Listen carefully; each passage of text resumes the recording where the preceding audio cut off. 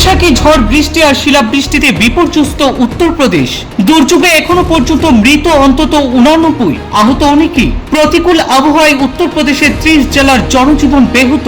বহু এলাকায় গাছ ভেঙে পড়ায় ব্যাহত যান চলাচল, ক্ষতিগ্রস্ত বহু ঘরবাড়ি ও বিদ্যুৎ ব্যবস্থা।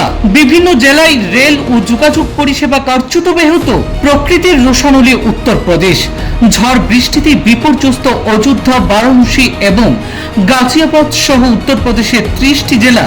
কোথাও 60 থেকে 70 কিলোমিটার বেগে ঝড়, তার সঙ্গে কোথাও কোথাও ভারী থেকে অতি ভারী বৃষ্টি হয়েছে।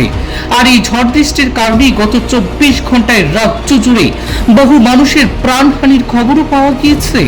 আহত হয়ে হাসপাতালে ভর্তি রয়েছেন 50 জনেরও অধিক।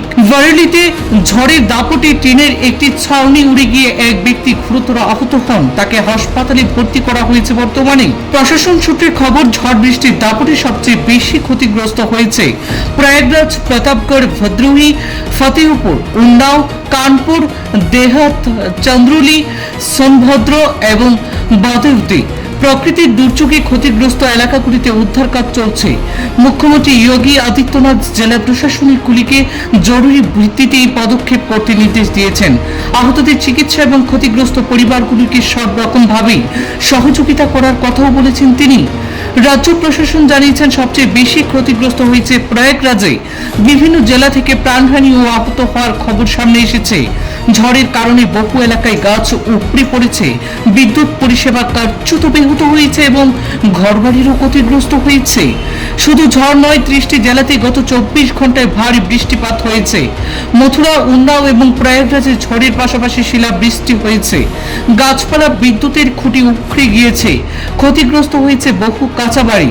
এছাড়াও বিভিন্ন জেলায় ফসলেরও ক্ষয়ক্ষতি হয়েছে। কোনো কোনো এলাকায় গবাদি পশুর মৃত্যুর খবর পাওয়া গিয়েছে।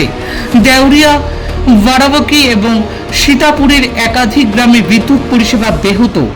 আবহাওয়া দফতর জানিয়েছেন, পশ্চিমী ঝঞ্ঝার কারণেই এই ঝড় বৃষ্টির পরিস্থিতি তৈরি হয়েছে। তবে শুক্রবার থেকে আবারও বুন্দেলখণ্ড অঞ্চল এবং রাজ্যের দক্ষিণী প্রান্তে তাপপ্রবাহের পরিস্থিতি তৈরি হতে পারে বলে পূর্বাভাসও দেওয়া হয়েছে আবহাওয়া দফতর থেকে।